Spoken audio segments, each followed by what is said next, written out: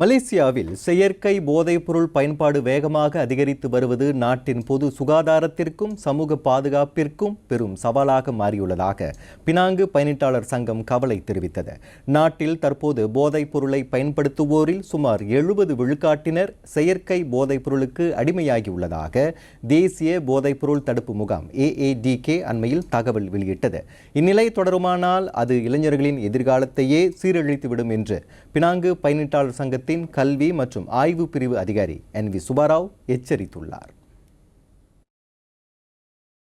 அதிலும் மார்பினை விட சுமார் 50 மடங்கு சக்தி வாய்ந்ததும் உயிருக்கு மிகுந்த ஆபத்தை ஏற்படுத்தக்கூடியதுமான ஃபென்டனல் உள்ளிட்ட போதைப் பொருள்கள் மின்னியல் சிகரெட்டான வேப் திரவங்களில் கலக்கப்பட்டு விற்பனையாவது தற்போது சாதாரண ஒன்றாக மாறி வருகிறது. இளைஞர்களையும் இடைநிலை பள்ளி மாணவர்களையும் குறிவைத்து சில கும்பல்களால் உருவாக்கப்படும் ஃபென்டனலின் அபாயம் அறியாமலே பலர் அதற்கு அடிமையாகி வருவதாகவும் சுபாராவ் குறைப்பட்டு கொண்டார்.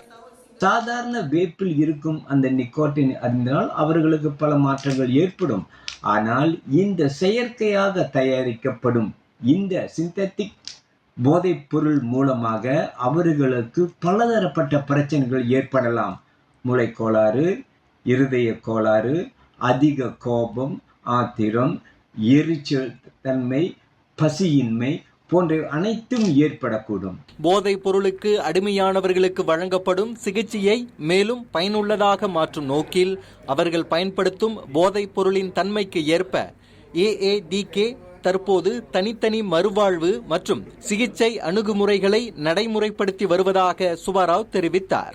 எனவே அதனை தடுக்க சட்ட அமலாக்க நடவடிக்கைகளை பின்பற்றுவதுடன் தொடக்க கட்ட கண்டறிதல் மற்றும் போதைக்கு அடிமையானவர்களுக்கு பொருத்தமான மறுவாழ்வு சிகிச்சை முறை ஆகியவற்றை ஒருங்கிணைந்து செயல்படுத்துவது அவசியம் என்றும் பர்னாமா செய்திகளிடம் அவர் வலியுறுத்தினார்.